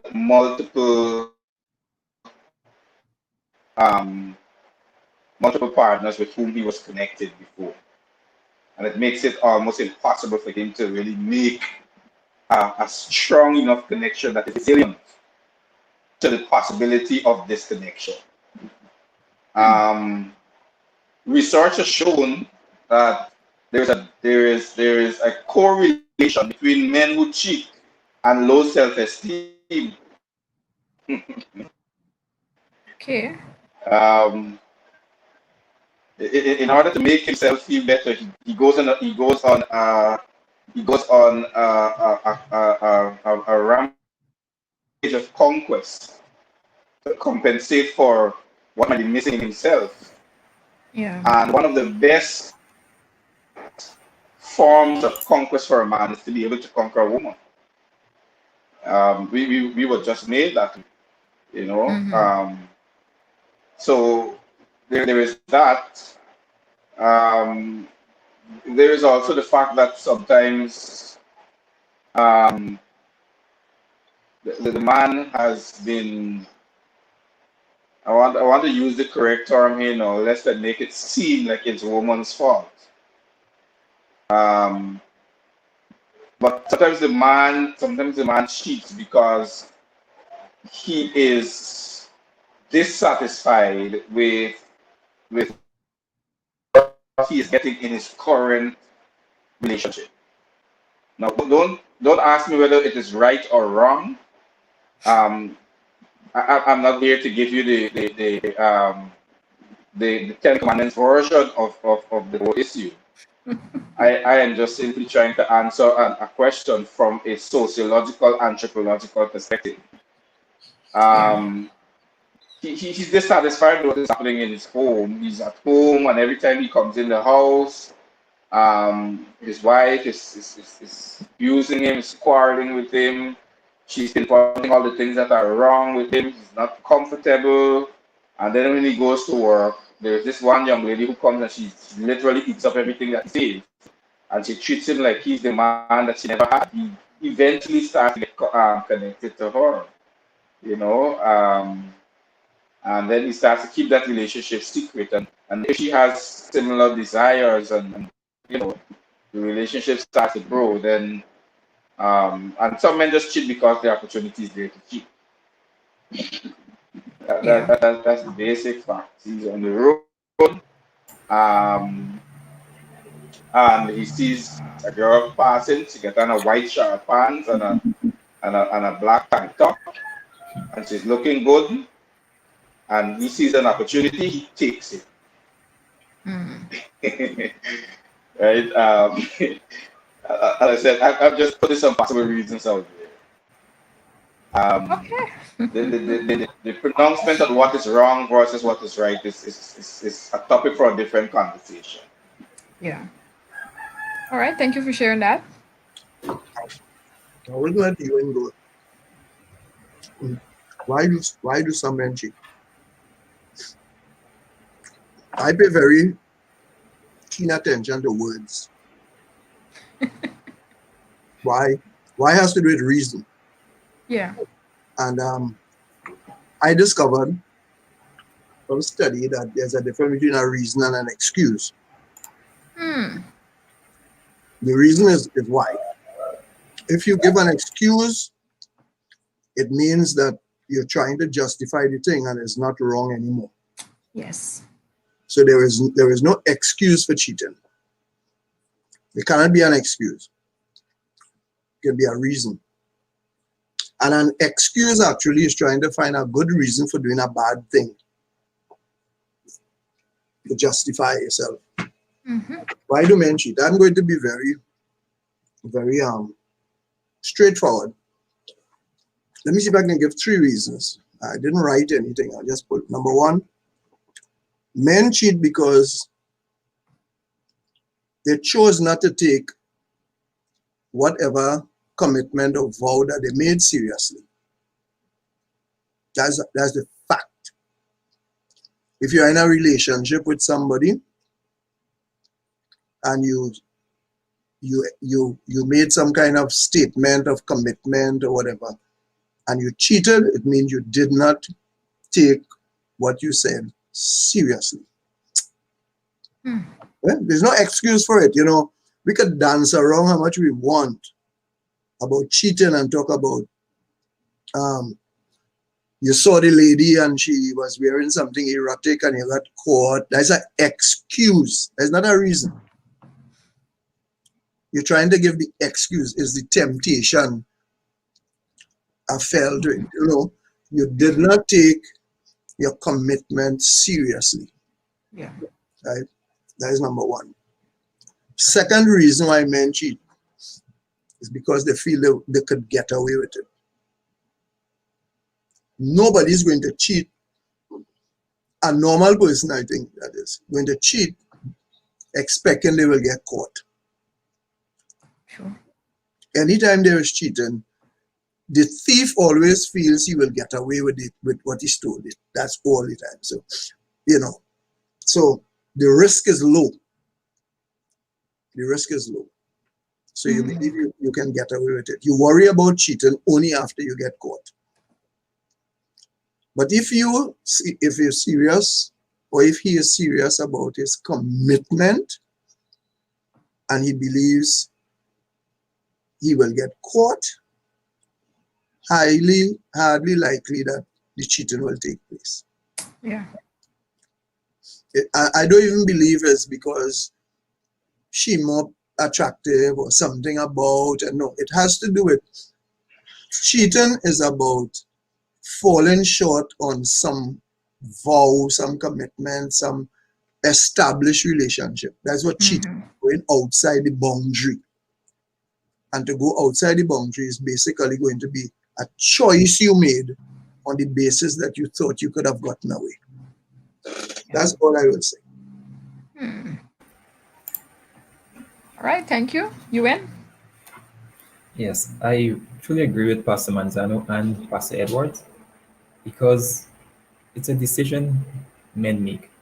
And one psychologist equate cheating the same way someone would have an alcoholic relapse.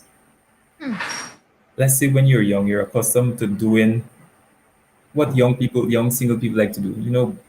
Just date for fun, and you relationship then to get intimate, and then eventually you get married. And for some reason, the marriage is not going the way you expect it to go. And then you notice that automatically you start thinking, when I was younger, I used to do this to feel better, but now I can't.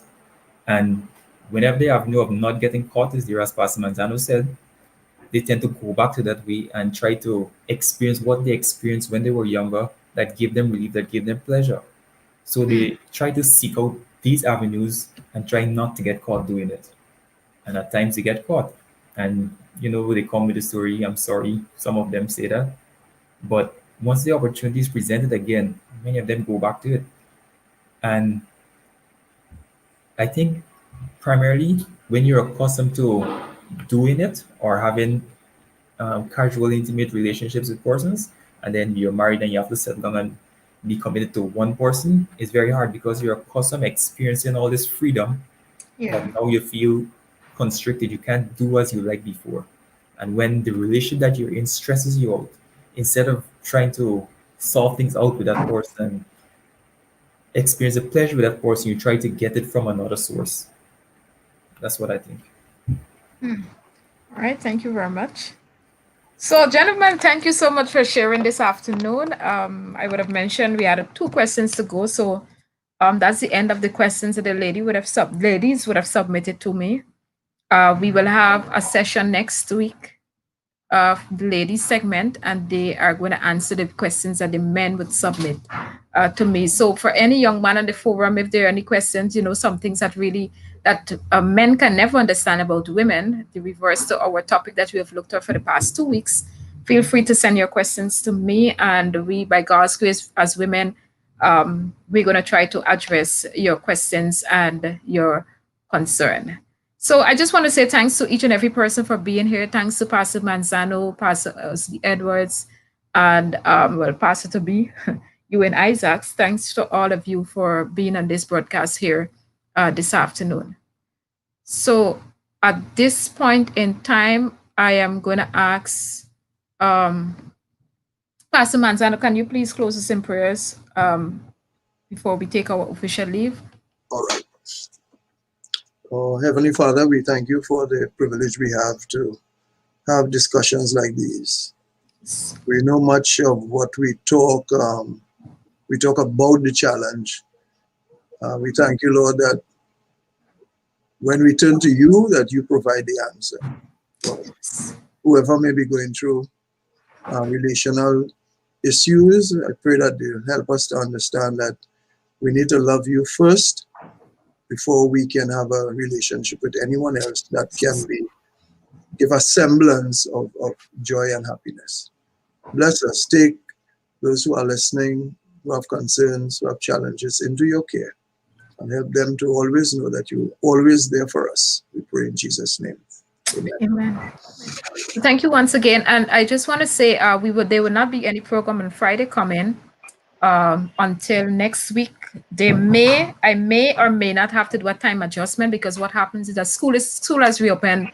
I mean, some of my teachers are out now, and there are different things happening around. So there may be an adjustment to the time of the program, but we'll see what happens over the weekend. I'll meet with my team. I have to introduce my team members to you guys. I had to, because of my time schedule, I had to pull together a group of young people who are working with me. They're working with questioning. They're working with some other aspect of the program. And I am so thankful to them. Next week, definitely, I have to introduce them to you guys. So thank you once again. And do have a fantastic week, everyone. See you again next week. And I trust that as we continue to explore different topics, that each and every one of you will be edified. God's blessings. See you again next time. Blessings to you.